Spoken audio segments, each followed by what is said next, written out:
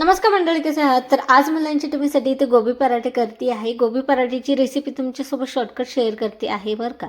आता ना इथे मस्तपैकी गोबी स्वच्छ धुवून कट करून ठेवलेली आहे एका साईडला. थोडीशी हिरवी मिरची, लसूण, जिरं मिक्सरच्या भांड्यात घेतलेलं आणि वाटतानाच त्यामध्ये मी गोबीसुद्धा वाटून घेतलेली बारीक. आणि आता ना तुमच्याकडे चॉपर असेल तर तुम्ही चॉपरमध्ये सुद्धा बारीक करून घेऊ शकता फाईन. आणि आता थोडंसं मस्तपैकी मोहरीचा तडका दिला आणि मग त्यामध्ये ते बॅटर टाकून ना थोडंसं परतून घेतलं. बेसिक मसाले ॲड केलेले जसं हळद, मीठ, गरम मसाला, धने पावडर, दॅट्स इट आणि गरगरं हलवून घेतलेलं. आणि आता ना याला तोपर्यंत कंटिन्युअसली हलवत राहायचं जोपर्यंत यातलं पाणी सोक होत नाही, कारण वाटताना ना याला गोबीला पाणी सुटतं त्यामुळे. आणि हे बॅटर जे आहे ना पूर्णसारखं होत नाही तोपर्यंत आपल्याला कंटिन्युअसली हलवत राहायचं.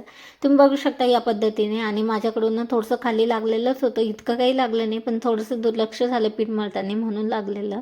आणि पीठ मळताना सुद्धा आपल्याला ना काही गोष्टी लक्षात ठेवायच्या. पीठ आहे ना पातळसर पण नाही आणि दाटसर पण मळायचं नाही आणि थोडंसं सॉफ्टच मळायचं. आणि पीठ मळून झाल्यावर त्यामध्ये थोडंसं तेल टाकायचं, चांगलंच तेल टाकायचं म्हणजे ना तेल जे आहे ना आतमध्ये ऑब्झर्व होईल पिठामध्ये आणि चांगलं धोपटायचं त्याला, ज्या पद्धतीने मी धोपटते आहे.